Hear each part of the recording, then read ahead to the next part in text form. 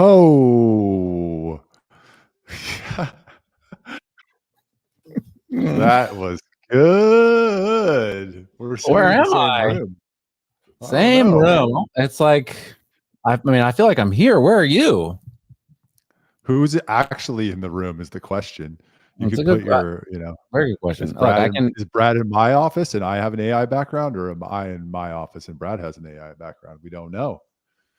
Whose office is it really? Welcome to the show, though. Welcome. Bring to us the in. Show. Well, there. Should we address the obvious first? Where is Charles Blaine? Where is he? Who knows? Isn't he at the bottom of the? Oh, breaking news. Charles Blaine has not been arrested. Don't take that seriously. That's what I did not do this. Charles Blaine, it says Charles Blaine has been arrested. It's a tick. We're waiting details of what's happening. I don't know what happened. I think we'll find out, though. I would text him. I would call him, but it goes straight to voicemail. So I don't know. Anyhow, yeah, Charles is not here. Bring us in, Michael. Yeah, so we're the BM podcast today because Charles is not with us. He has not been arrested. He has been he's up in Dallas doing something important, more important than coming on the BCM podcast, I think. So it'll just be Brad and I. I don't know how I feel about the BM podcast. Yeah, it's the BCM podcast. We're just, Charles-less. We're here. We're doing it. All right. And we're going to make the most of this opportunity while Charles is in here. Yeah, we are. We may say some things about Charles that he doesn't like to hear, but we're going to have some fun with it. So today we're talking about a bunch of things going on. We've got the Speaker of the House, Mike Johnson, has flip-flopped on FISA. He has now been into the dark room and been convinced that we need to reauthorize spying on American citizens. We've got O.J. Simpson passed away recently. We might talk about that. Yesterday. Yeah. Was it yesterday? Yeah. So we might talk about that. We have a little riff amongst the conservatives about Christians being killed in Gaza, and Tucker Carlson and Ben Shapiro and whoever else are all mad at each other. Megyn Kelly had a segment on it recently too, with Victor Davis Hanson, where they're going after Tucker for even airing that perspective. So we'll talk about that. And then because it's Brad and I, and we're both here in Austin, I think we're going to talk about some Austin stuff. We got a mayor race. Kirk Watson just announced that he's going to run for re-election. Do you have a sound that goes wah, wah? Do I have a sound that goes wah? I have.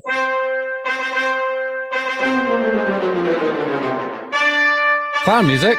That's that was our send off to Nikki Haley when she decided to not run.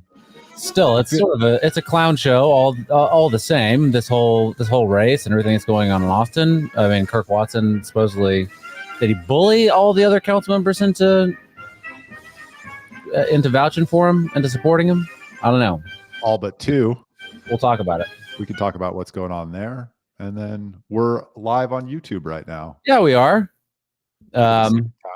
Yeah, we can also talk about the ATF has a new rule about background checks for private gun sellers and what that means. So where do you want to begin? Let's start with Mike Johnson. Mike Johnson. Big Mike, the Speaker of the House. So there was a lot of high hopes about this guy from the Freedom Caucus types. Matt Gaetz, if you don't remember, ousted previous Speaker Kevin McCarthy for not sticking to his promises, if you will, or maybe he was just liking to cause havoc. I don't know. Depends on what you believe, but he ousted Kevin McCarthy. And this new guy came in, Mike Johnson, very conservative from Louisiana. I think people had high hopes for him, but those hopes started to diminish pretty quickly when he, said he was an America First candidate, but the first thing he brought to the House floor was something related to another country. And then recently, MTG has been making a bunch of noise about this FISA reauthorization. And if you don't know what FISA is, it's a court where you can apply to spy on, it's supposed to be for only people in other countries, but has been used to spy on Americans, including famously Donald Trump. And so Congress has to reauthorize the program. And Mike Johnson, when he was announced that he was going to be speaker, had said he would not reauthorize FISA. Well, according to Mike Johnson, he went into a SCIF, a secret meeting, and saw the intelligence agency's case for why they need FISA, and has changed his mind. MTG is threatening to oust him as speaker. What's that called? Where they vacate the seat. If he does that, and Matt Gaetz has started chirping up too. So we're getting ready for some drama in the House of Representatives about who the speaker is. Yeah. Brad, what do you think? Well, I mean, it's interesting that he went into the secret room with the intelligence agencies. I kind of feel like that's similar to maybe like a grand jury type situation, right? Where the prosecutor, the DA can just show whatever evidence they want to show. They can indict a ham sandwich, as they say. And there's no chance. I think that people talk about this also, like, presidential candidates, right? They'll talk a big game and everything on the campaign trail. Then they get into office, and then the intelligence agencies, the military industrial complex will go in there and say, look, actually, you said all these things on the campaign trail, but here's the real deal and why you can't do that stuff. Now, I think Donald Trump was maybe a prime example of this sort of thing, where you get the daily briefing, and they're only going to show him what they want to show him, right? To get him to do what they want him to do. So he goes into the secret room. The intelligence agencies are going to show him what they want. They're going to control the narrative. It's almost as if intelligence agencies are pretty good at that sort of stuff, right? Yeah, it makes me wonder, what did they actually show him in that room? They probably showed him all the child pornography they planted on his computer. That was my initial thought, because how do you get somebody to flip that quickly? Yeah. And that significantly. And that's the speculation that's running around the Twitter sphere, is like, well, is this like an Epstein operation where they have something actually on Speaker Johnson, or is this legitimate? Like, he saw why they need the FISA program. I don't know. I mean, if Mike Johnson is, he's an America First, whatever, he's a Donald Trump supporter, MAGA, whatever, right? I don't know how much he actually are those things, but the way that the FISA courts treated Donald Trump, you'd think that they'd have to show him something really compelling to keep this on, or they're just, they showed him what they can do to him. Dr. Carlson has a little bit to say about this. I think this is the right clip. Without shame, in fact, with pride, and they do so at the behest of, or because of, blackmail instituted by the intel agencies. And at the head of that list would be the chairman of the House Intel Committee, Mike Turner of Ohio. We're going to play you a clip from Mike Turner of Ohio saying exactly the opposite of what is true. Here is Mike Turner reassuring you that FISA would never, under the FISA law, the U.S. government would never be allowed to spy on you without a warrant, because that's unconstitutional. It's never happened. It never will happen. And if you think otherwise, you're probably one of those UFO believing nut jobs who want to. Excuse me? What? Girl? Stop doing ayahuasca. Here's House Intel Committee, pawn of the intel agencies, Mike Turner of Ohio. We're not surveilling foreigners in the United States. We're not surveilling Americans in the United States. Those individuals who say that this is a warrantless search of Americans' data are just not telling the truth. These are foreigners abroad. They're a select group of individuals who are a national security threat. If you're an American and you're corresponding with ISIS, yes, if we're spying on ISIS, your communications are going to be captured. You would want us to do that. All Americans would want us to try to make certain that we keep ourselves safe from these outside terrorist groups and organizations. We are not spying on Americans. This is not a warrantless surveillance program. This is foreigners who are abroad only. Every word of that, a lie. And we don't need to guess. And I hate to use that pronoun, but I specifically don't need to guess, because that actually happened to me. The NSA broke into my text messages, read them, passed them to news organizations in order to discredit me, and then admitted that they did that, admitted that they spied on me. And they did it under FISA, because I was daring to text with a foreigner outside our borders. There you go. Dr. Carlson has something to say about it. Oh, yeah. Well, Mike Turner, I just quickly Googled top secret or open secrets, top campaign contributors to Mr. Representative Turner. And we have the defense industry, the pro-Israel PAC, and defense aerospace as his top 3 industries giving to him. So he's not biased at all, but shameful in him just going on to CNN, which I like to call constant negative news. Oh, lying to us, lying to our faces. yeah.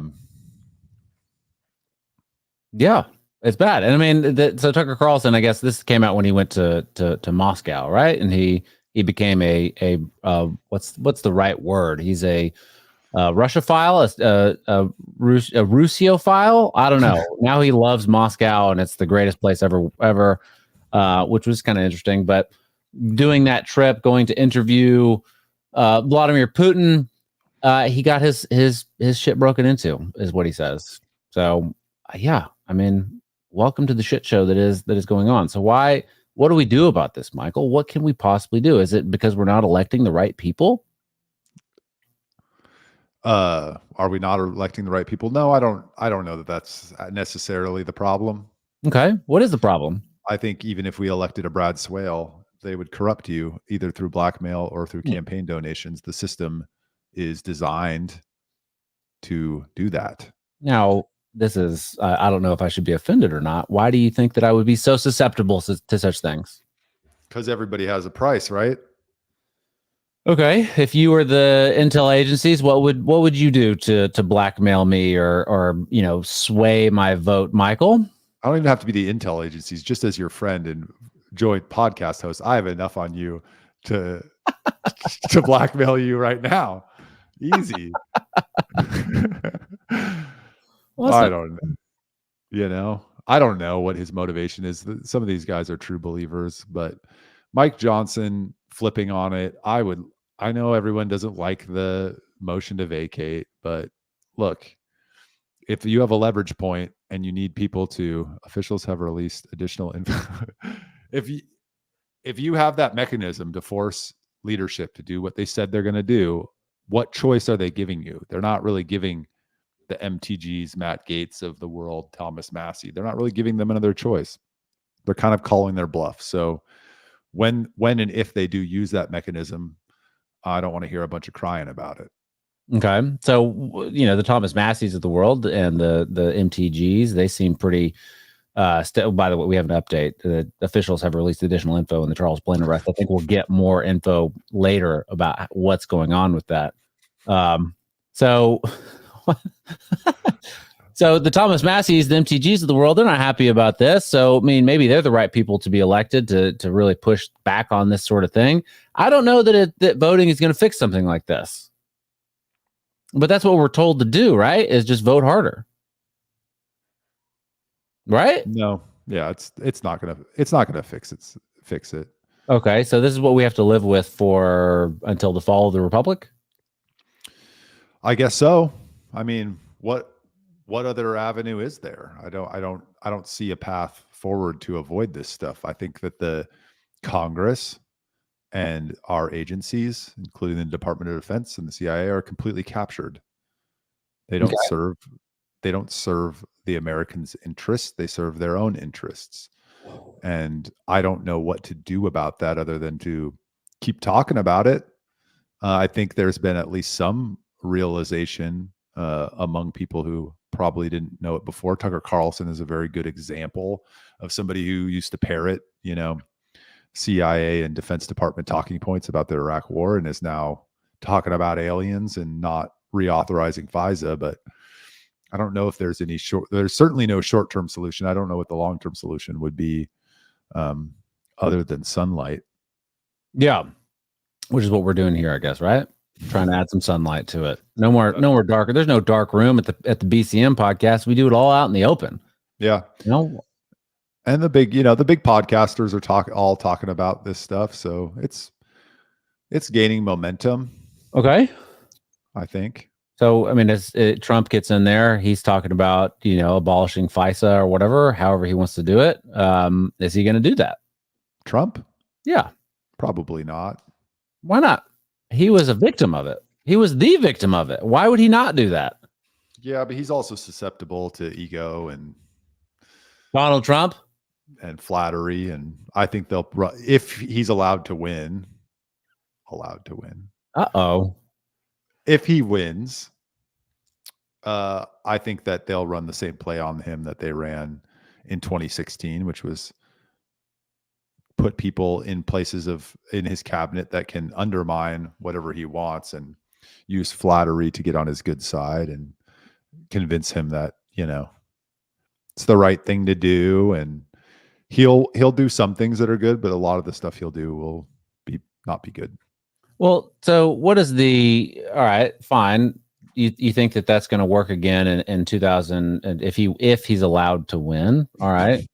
If he's allowed to win, do you think he's going to fall for that same trick again? Yes. Why? Well, we asked that question of Douglas McGregor, right? Yeah.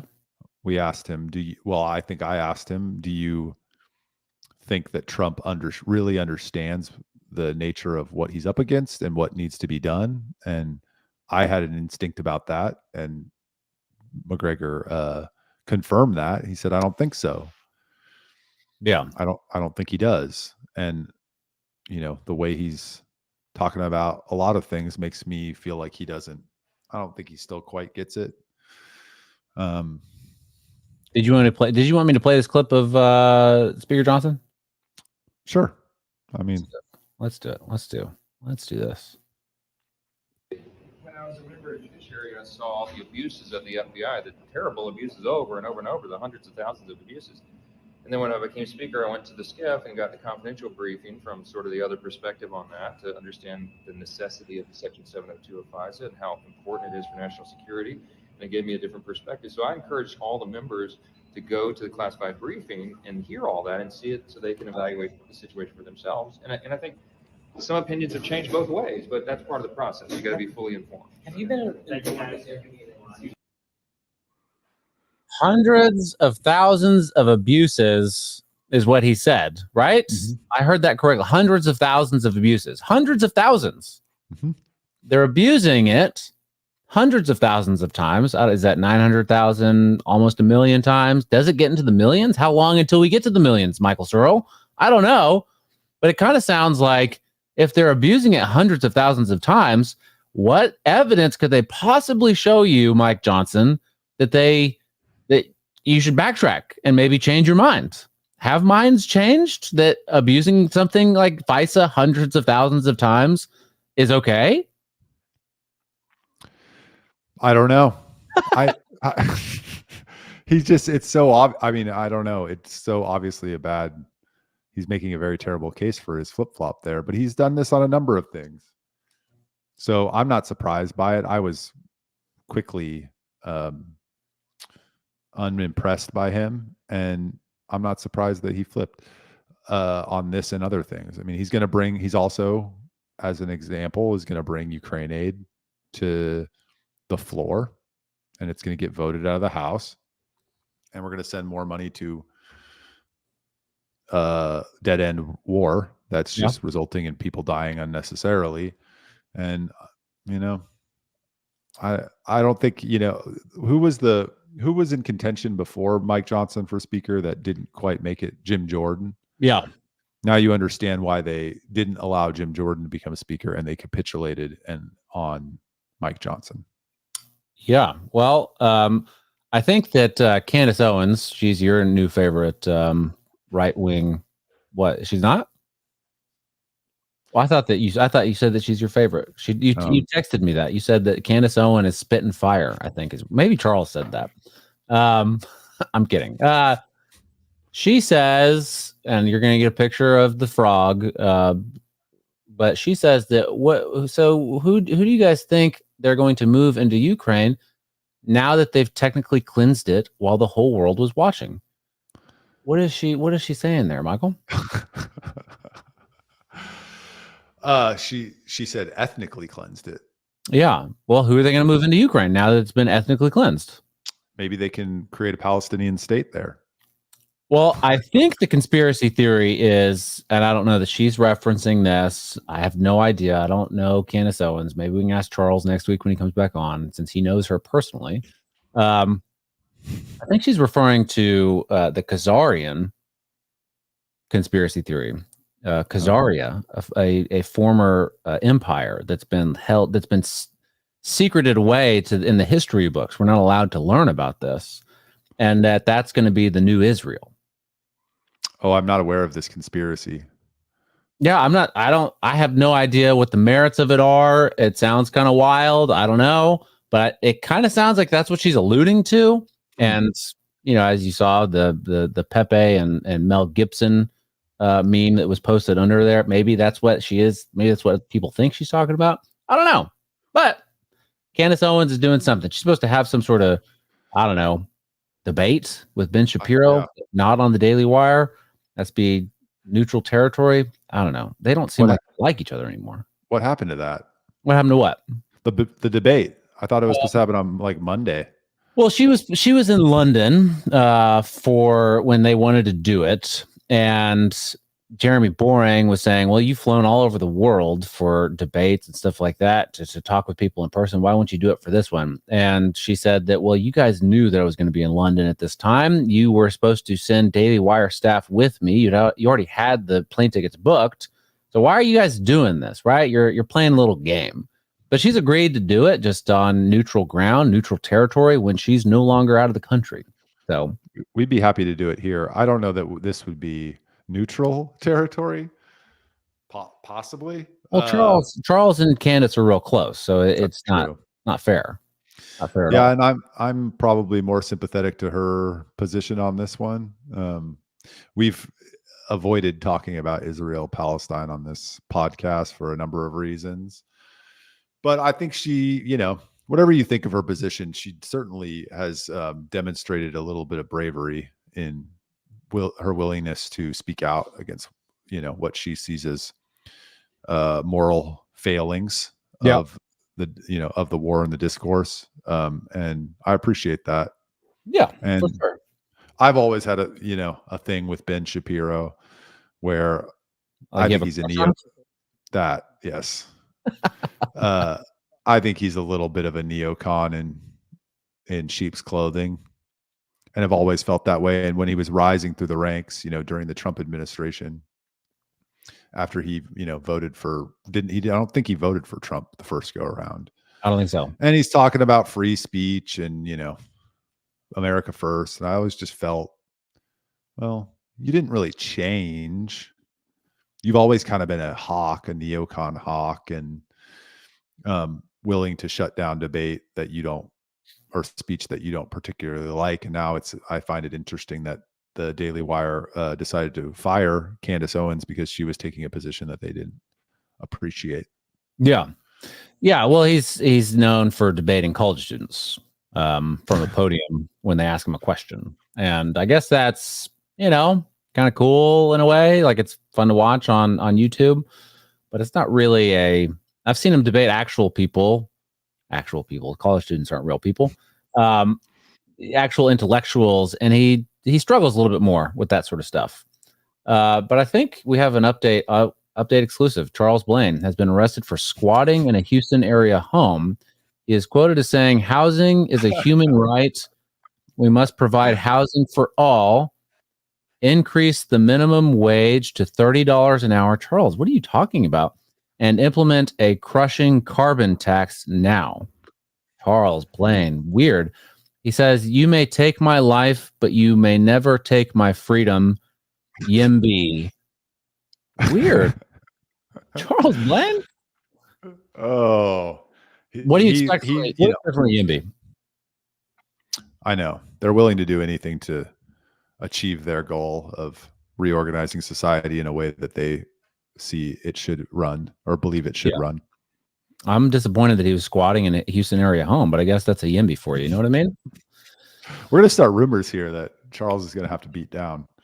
Yeah. Well, his mom may be watching. Oh yeah. Hi, Miss Blaine. I hate this. I hate to be the bearer of bad news, but your son was arrested for squatting in a Houston area home, and he quoted Braveheart. "You may take my life, but you may never take my freedom." I don't seems out of character. But there you go. That's what Charles is doing. Anyhow, We thought we would take full advantage of Charles not being on the phone by telling stories about where he is. yeah, he's getting his haircut in Dallas. All right, what you want to move on to the next topic? Have we Yeah. beat the FISA horse? Yeah, I think so. What do Okay. you want to talk about? Do we want to talk about OJ? Yeah, we can talk about OJ. Or okay. So Yeah. yesterday, OJ Simpson. What about the people he murdered? What murder? What murder? I'm assuming that's some sort of famous video from. I don't know that it's When he famous was or on not. trial. I don't even. I think they're talking about OJ Simpson, but yeah, a couple guys, a couple white guys, not just black people, but white guys. They're big fans of OJ Simpson, and I think that based on that accent, where they He was from? the best guy around. New Jersey? New Is York. that Charles Blaine? He was the best guy around. What about the people he murdered? What murder? What murder? Charles would know. Go on. He Drudge Report headline yesterday: Cancer murders OJ. They went hard in the paint on OJ Simpson at the Drudge Report. That was really their headline. Yeah. Wow. That was really their headline. I think I have it somewhere, but yeah. So he died of cancer. I didn't even know he had cancer. Well, he denied having cancer, right? I don't know. A few months ago, there's a video of him basically saying there was a rumor speculating that he had cancer, and he was like, I don't, or he was in some sort of care, and he's like, I don't know what they're talking about. People are making stuff up. I'm fine. I'm having a party at my house in Las Vegas to watch the Super Bowl. Yeah. Well, he's been murdered by cancer. Rest in peace to OJ Simpson. A lot of people have mixed feelings about this. Why you cock your head a little bit there? Why? Rest in peace. Well, Yeah. I mean, I was the little bit I've seen about this on the Twitter sphere is people actually like celebrating it, which I thought was a little over the top. Yeah. No matter what you believe about the murders, I don't think it's very fun to celebrate somebody's death either way. Okay. But some people have some pretty strong feelings about it. So they were like, is he going to rest in peace? And I saw a meme, I think from a former Family Guy episode where the ghosts are taking a body away. And it was like Nicole Simpson taking OJ's body straight to HE Straight double out. hockey stick. HE double hockey sticks. All right. Yeah, I don't know. I don't know if he did it or not. I've heard convincing arguments both ways. At the end of the day, that was a long time ago, right? Did the justice system work? Does the justice system ever work? I don't know. If the glove don't fit, you must acquit. I also heard that he stopped taking his arthritis medication so that his hands would swell up, and then the gloves wouldn't fit. I don't know. Will we ever know? No. Well, We he won't wrote ever know. He wrote a book that didn't come out. Maybe it'll come out now if I did it, or if I would have done it, or whatever. Right? So yeah, I guess I say rest in peace to OJ Simpson. Yeah, sure. He was, a great football player, a great running back. But yeah, people have strong opinions about it. I've gone down that rabbit hole. I mean, I have opinions about what happened, didn't happen. But we won't ever probably know for sure. It seems to me pretty clear what happened there. Well, okay. You went down the rabbit hole. You have your opinions about it. This is the place to share your opinions. Yeah, he killed his wife and that guy. Why do you say that? I just think the evidence, outside the Mark Furman stuff, and he had the all-star team of defense attorneys. He had Johnny Cochran, he had Robert Kardashian, he had Alan Dershowitz. He had like a superstar team of lawyers going up against the district attorney's office, and they presented a better defense. And that's the way our system works. Yeah. So he was found innocent by a jury, but it was contentious. There was cultural implications, there was race implications. It was a big thing. But in my personal opinion, having gone down the rabbit hole in previous years. It seems, if I had to cast judgment, I think the evidence points to his involvement. Okay. It reminds me, what was his Robert Kardashian, who was the one who walked out of his house after he turned himself in and after the Bronco chase, and he walked out with a garment bag, and the speculation is that's where the weapon was. It reminds me of Diddy's plane flying to Antigua right before his arrest. I'm not aware of the garment bag story. That's interesting. Huh. Yeah. Robert Kardashian walked out of the house with a garment bag, the famous garment bag, and the speculation is that's where the murder weapon was, and some clothes. Okay. Well, you don't put a murder weapon in a garment bag without clothes. That's true. A rule that everyone knows, right? Yeah. What's going on with P. Diddy? Do we have any updates on that? Is he still on the lam? Have they found him? I have no idea. I heard that he was maybe on spring break with his family somewhere. But a year for spring break. What? Yeah. Typically, if you're raiding, you would think that they are ready to arrest, right? Yeah. But the way the justice system works, who the hell knows, man? If they raid my house, I'm kind of expecting to get arrested. Right? But no arrests. Okay. Well, no arrest yet. I think we might have a show dedicated to something like that sometime soon, where we'll figure that out. I think so. We figure that out, right? Yeah. Right. I don't know what's going to happen. I hear what people are saying. I'm still kind of waiting to see if anything comes of it. I think that if he is not arrested and there are no charges brought against Diddy himself, I think they have set the stage for all the conspiracy theorists to be validated. Yeah. Well, because if he's accused of... Do they care if conspiracy theorists are validated? I don't think they do. Who care? The people that, I don't know, say that the conspiracy theorists are a bunch of tinfoil hat weirdos. Well, what are they going to say? How do they turn this around? Like he was being investigated for sex trafficking, human trafficking, drugs, racketeering, and then they don't bring charges. They're going to be like, well, we looked into it and there actually wasn't any sex trafficking and there wasn't actually any racketeering and there actually wasn't any of these things. And therefore we didn't. Or will it just kind of go silent on it? The media, will they just go silent? I think they'll kind of go silent. It seems like they already have. Yeah. So I don't know. I mean, maybe the media got taken into a skiff, into a back room, and got shown some evidence, right, about why they should maybe not talk about this. Despite the thousands of abuses that have been levied against him, the accusations, abuses levied against him, despite all of that, we can't talk about it. Yeah, it's over. Well, my favorite theory right now, which would explain no charges, is that he's actually an informant himself. And therefore that would, if he is an informant, I'm not saying he is, but if he were, then that would make sense if they didn't actually bring charges against him. Now, what would be the purpose of him being an informant? What is he informing on? I don't know. The rap game? Presumably the rap game has ties to organized crime and gangs. If we look back at and we'll get into this into the next episode, I think. But if you look back at, the Tupac Biggie murders, there was gang connections there with Suge Knight and Diddy. And so maybe he has information on the rap game. Maybe he has information on politicians. Maybe he has information on other celebrities. I don't know. He's been a serious cultural figure involved in all areas of politics, business, Hollywood, music for the last 3 decades. And he's been known for hanging out with a lot of influential and powerful people. So does he have information on them? Probably.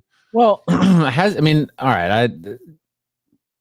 P. Diddy's name comes up in the news recently, right? Because of all of this stuff that we're talking about. And, I felt like that was the first time I heard about P. Diddy in probably a decade. You know, I don't know. Is he still releasing music? Is he that influential? I kind of feel like he made his money, made his name, and then sort of went into the background. Is he like producing music? Does he have like a vodka that he's selling? Ciroc. Yeah. That Ciroc is P. Diddy or Yeah. was P. Diddy?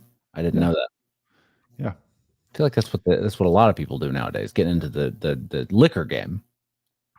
Yeah, I mean, certainly he's not in the spotlight as much as he used to be. I don't know. This is not really my area of expertise, but he was out during the 2020 campaign, getting very involved, encouraging people to vote for Joe Biden.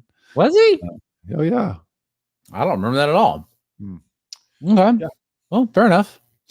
All right. So I guess we'll see or we won't see. What, next week? No, what happens with Diddy? Oh, well, I kind of feel like we're not going to see it. So that's my prediction. You know how good I am with predictions. Yeah.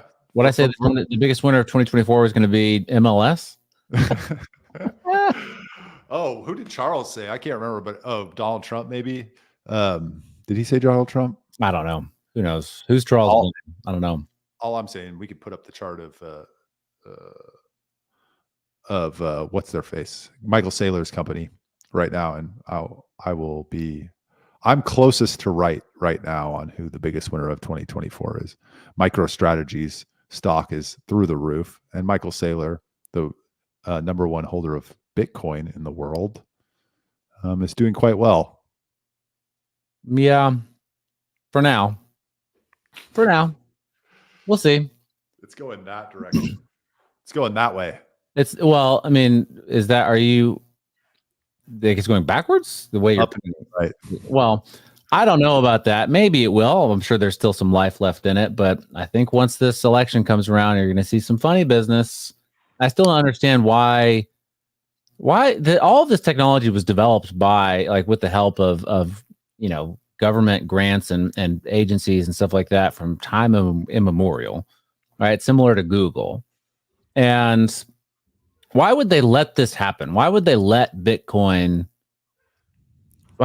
freedom happen? Are they in the habit of letting freedom happen? No. Right. No. Right. So why would they let this happen? Do they have no recourse against it? Well, Bitcoin enthusiasts would tell you there's nothing they can do about it. Okay. That's what they would say. Their attempt to get control of it was creation of the ETF by BlackRock, and now they're just going to buy it up and hold it so they can control the price. That's how they control it, I think. For me, it's really a pretty simple analysis. Okay. We have an ever increasing supply of money in the world globally. Sure. Talking about fiat. And we have a limited number of assets. What's going to happen to that asset? If there's unlimited money being printed and limited assets, then the assets price would go down. No. Hold on, let me think about this. There's more supply chasing a finite resource. Oh, right. Then yes, you're right. Yes. That makes sense. Right. Okay. It's pretty straightforward. So whoever created it, which we don't know, for me, it has a track record and it's just seems logical. So you can put your money in. Go ahead. You can put your money in gold or the stock market, and they go up.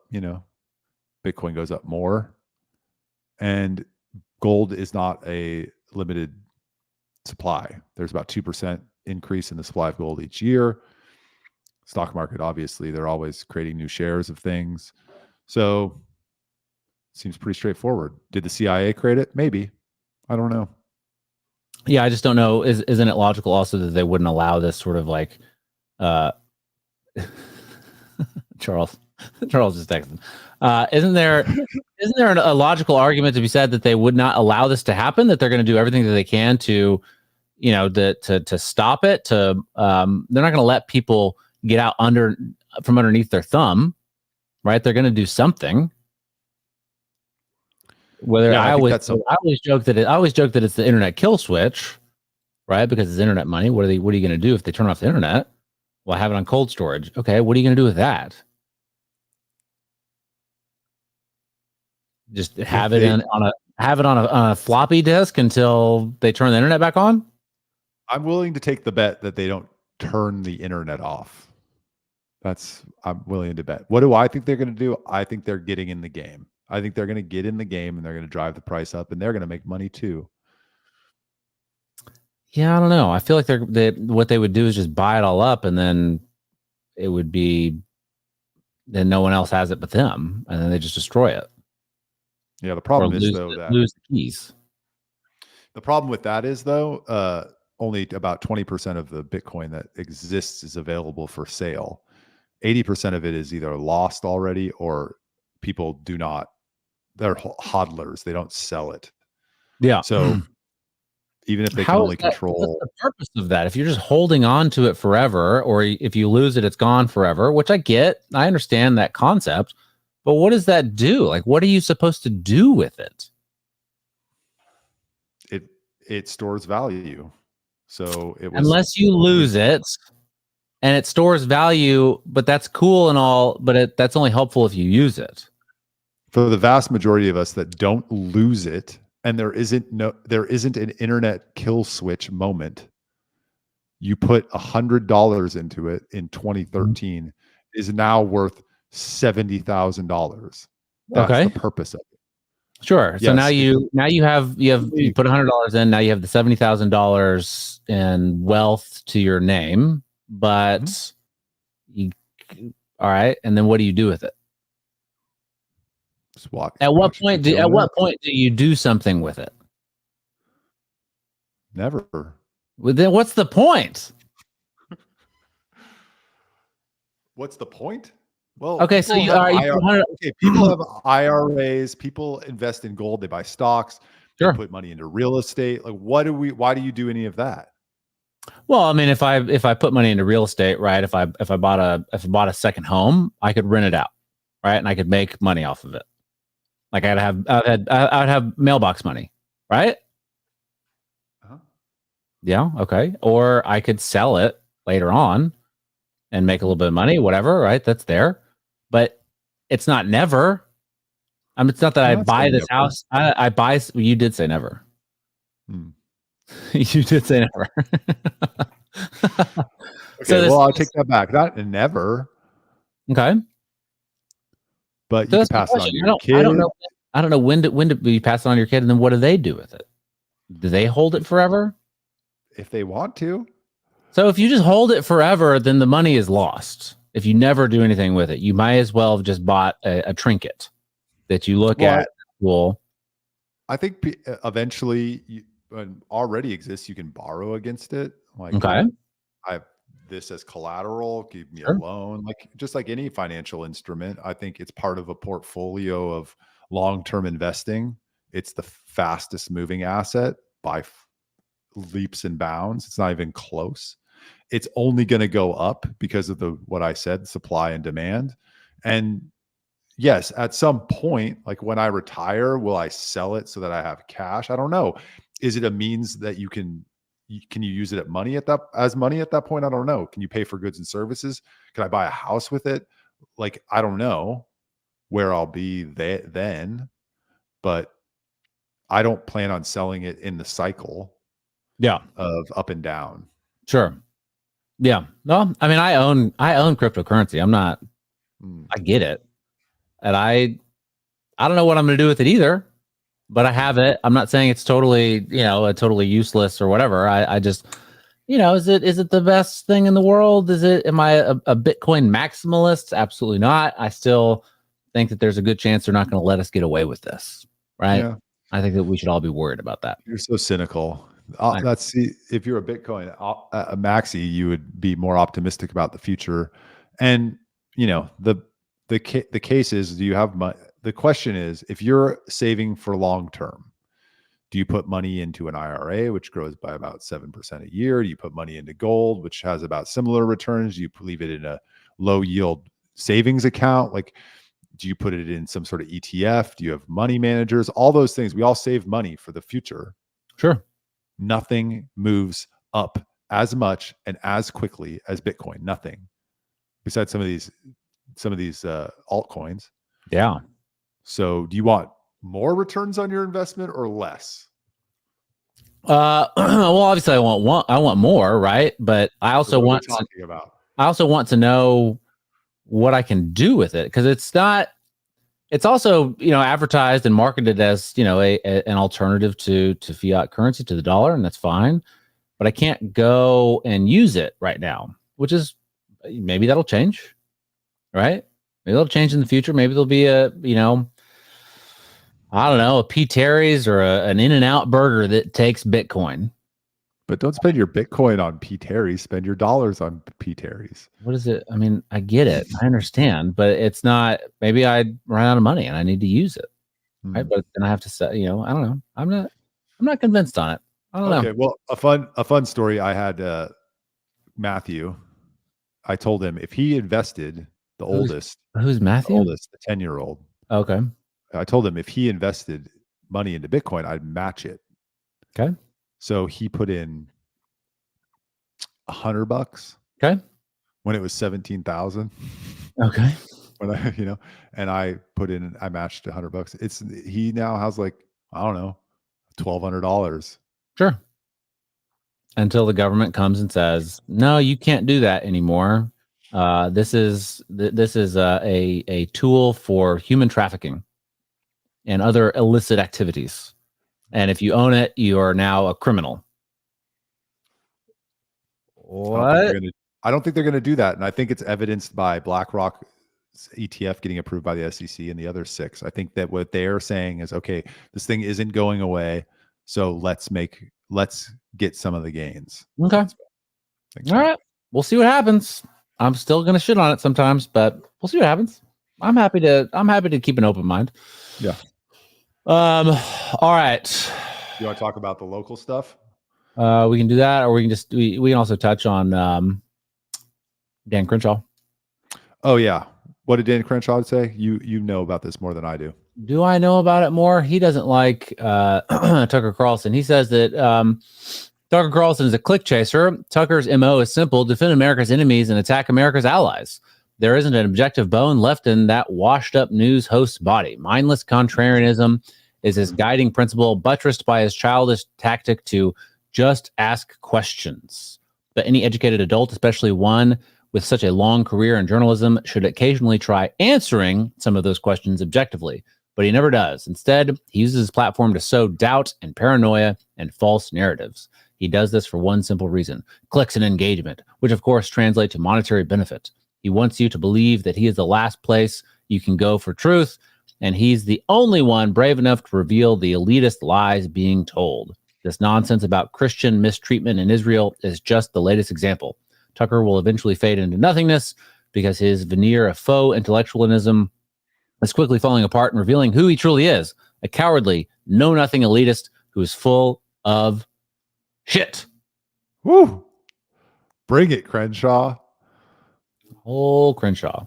So, I don't know. I'm not going to say that there isn't some grain of truth in there that he's motivated by clicks or money. Of course he is. That's the business he's in. Sure. Now, if we want to get to the substance of what he's saying, I don't really have a opinion on the Christians being mistreated in Israel thing. I think some on the right are using that as a narrative to try to persuade people that what's being done there overall is probably has negative consequences. And I agree with that. Yeah. Sure. No doubt. But I think he's trying to deliver that message in a way that he thinks will resonate with Christian conservatives in the U.S., which is, there are Palestinian Christians who are at the end of those bombs too. That's whose lives are being destroyed as the result of what happened, as a result of Israel's response to October 7th. And I think they're trying, I saw that he had that guy on. For me, it was like, okay, he's trying to speak to people in a way he thinks will resonate with them about this conflict. And he tried something out. And my question would be, why is Dan Crenshaw so upset about that? I don't know. It's a good question. I have no idea. I mean, I think his largest donor is, or one of his largest donors was the AIPAC. APAC. And I think we heard from Colonel McGregor about what that might mean, right? So he has a financial and power dynamic going on why he might push back against this sort of stuff. I think it's kind of rich coming from a politician, especially one like Dan Crenshaw, talking about how Tucker Carlson wants you to believe he is the last place you can go for truth, that he's the only one brave enough to reveal the elitist lies being told. I'm not sure. Can we trust Dan Crenshaw? Is he an honest person? Is he full of truth? Is he not an elitist? Is he out there trying to explain to people the truth behind the FISA courts, the truth behind the intelligence agency spying on Americans? Is he out there trying to tell the truth about what's going on in Ukraine? Is he saying anything that's, counter to the mainstream narrative that we know is a lie on anything? No. I mean, like you said, rich coming from Dan Crenshaw, who's bought and paid for, but no, he has a very specific worldview, and Tucker rejects it. I reject it. A lot of people on the right are rejecting it. And all of this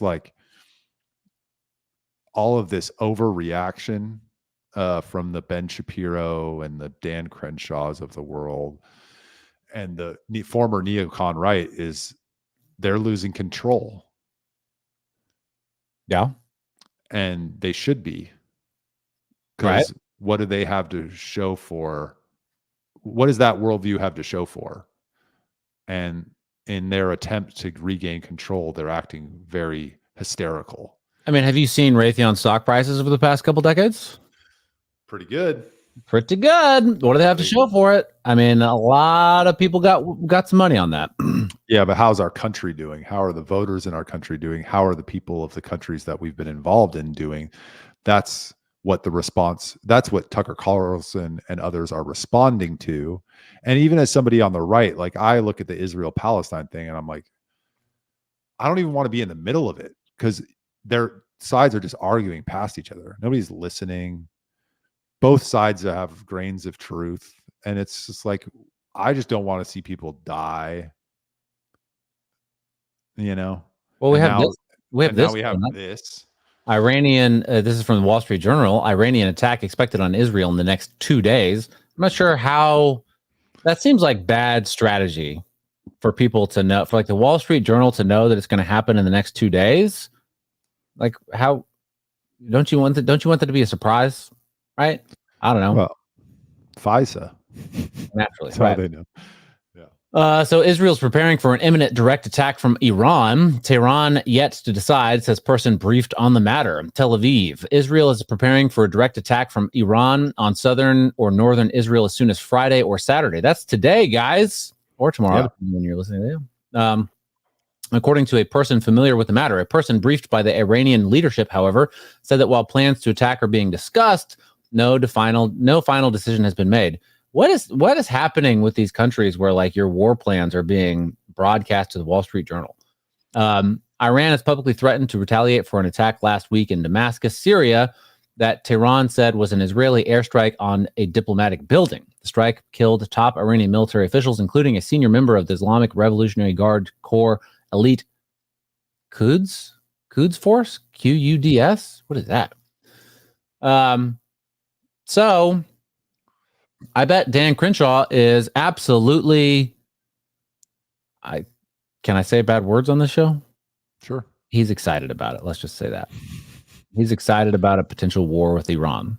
This is what this is what they've been wanting. I don't know about Dan Crenshaw specifically, but I'm sure that he's excited about it too. But the Mitch McConnells of the world, the neocons of the world, probably even Ben Shapiro, they would love nothing more than a full-on war with Iran. Right? And how is that going to end up for us? Is that what's best for America? Because if that happens, Michael Searle, you're never going to be able to use your Bitcoin because you're going to die. It's not good. No, it's not good. So put it on cold storage, put it on your floppy disk right now, and put it is it behind that picture? Is that a safe? This one right here. It's a map without a safe behind it. Mm-hmm. That's what someone with a safe behind it would say. True. So it's not. This is escalating really quickly, which I think, it I think it bolsters the argument from the sort of, I don't know, whatever you want to call the people that are people on the right that are seeing what's happening and speaking out against it. It bolsters their arguments that this is a bad deal for America. This is not good, because now Israel supposedly, did they do an attack on a diplomatic building in Damascus, Syria? I don't know.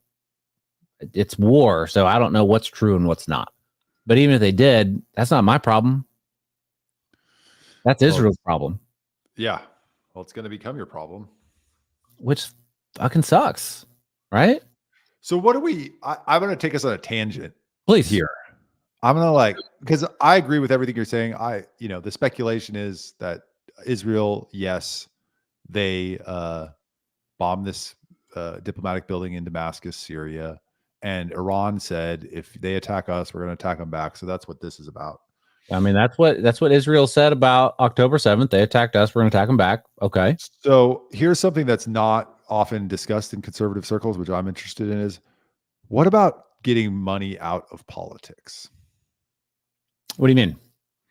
Not allowing groups like AIPAC to buy Dan Crenshaw and Mike Turner. Can you name another group? Any of the groups. This would be any lobbying, you mean? No, not necessarily lobbying, campaign donations. Let's just start with campaign donations. Okay. From non-individuals. Okay. Let's just start. I don't know. I'm just, for the sake of talking, I don't have a position on this yet, but what if you were to diminish the influence of, or diminish the power of interest groups in the electoral process by saying you can give as an individual up to whatever the limits are, $2,600 or whatever. Mm-hmm.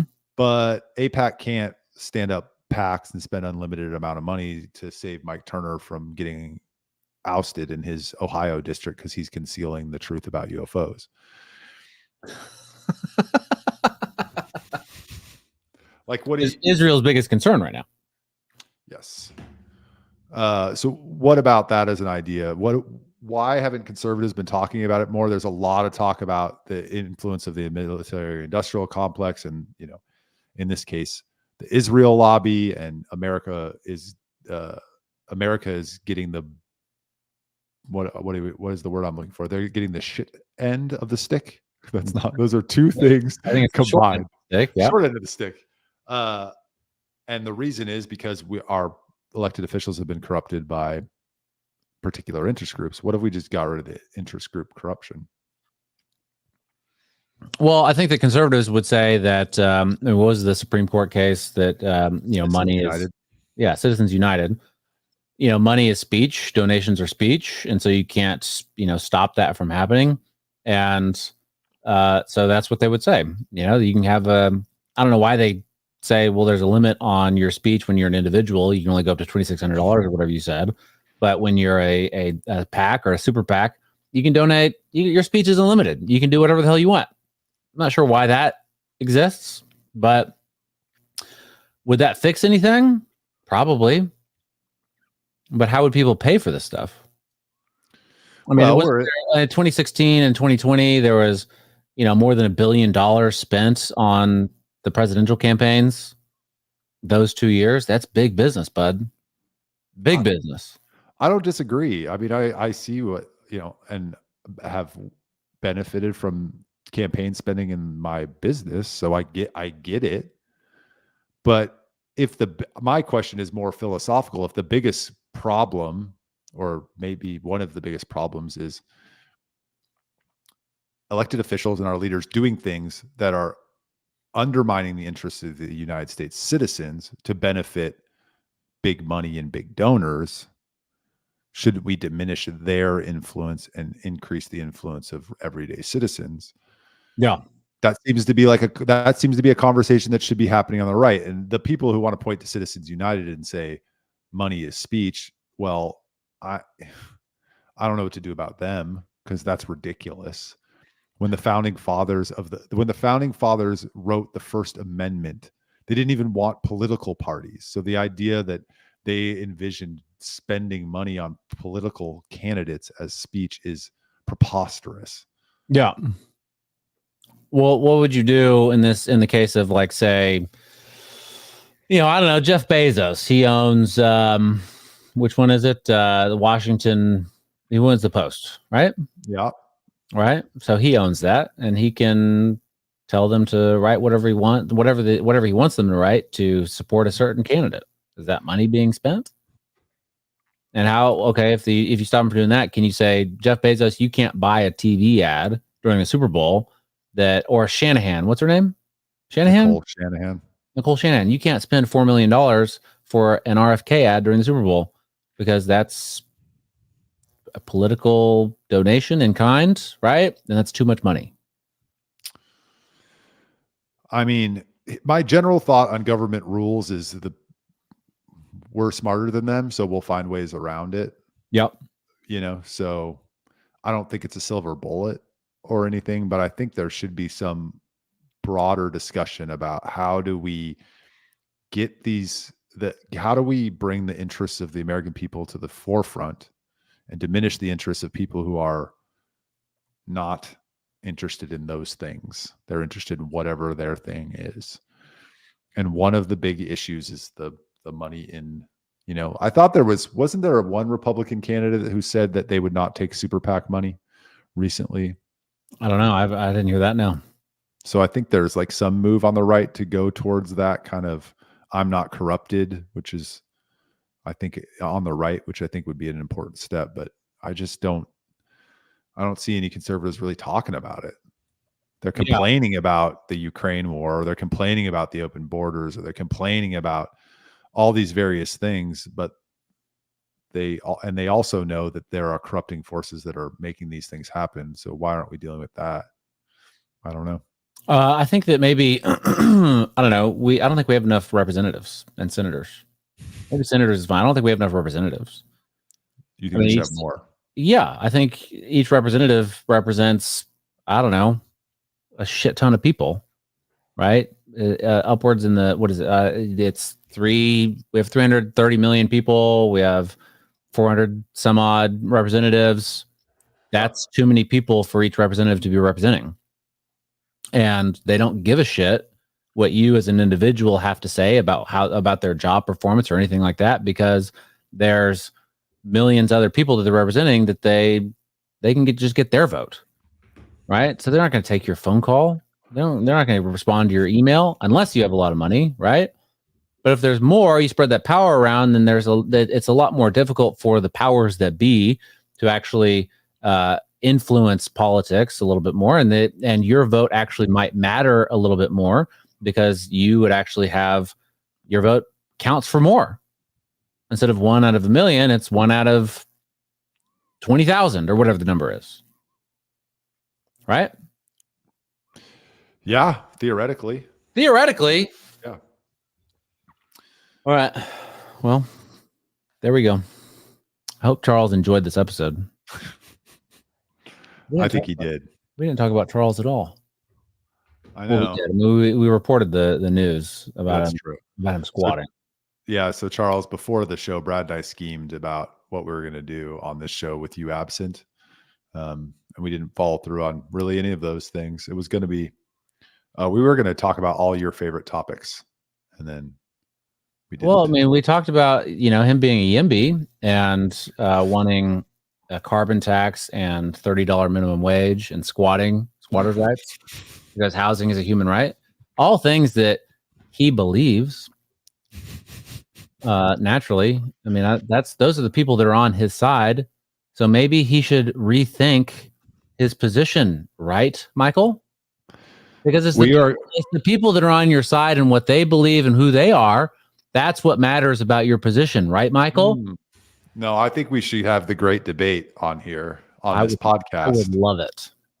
YIMBYs versus NIMBYs, and let's just duke it out. I'll moderate because I'm ambivalent. Okay, I don't believe you, but that's fine. I believe that you can be, for the purposes of a debate. I like arguing with both sides because I think they're funny. But I think we should have a debate on it, maybe on Twitter Spaces, maybe on YouTube Live. I don't know. And you guys go get your best debate partners and let's duke it out. Okay. I'm And in. I will decide who the winner is, or the listeners. I think it should be the listeners, but we can have your vote. Maybe your vote will count. We'll have the moderator's choice and listener's choice. All right, well, let's sign this off. Yes. Thank you for joining the podcast. Don't forget to like and subscribe and share with your mothers. We will be back next week with a great interview that I'm not going to reveal now until we got it fully locked and loaded, but share with friends, share with family, like and subscribe, and join us next week on the BCM podcast. Charles will be back.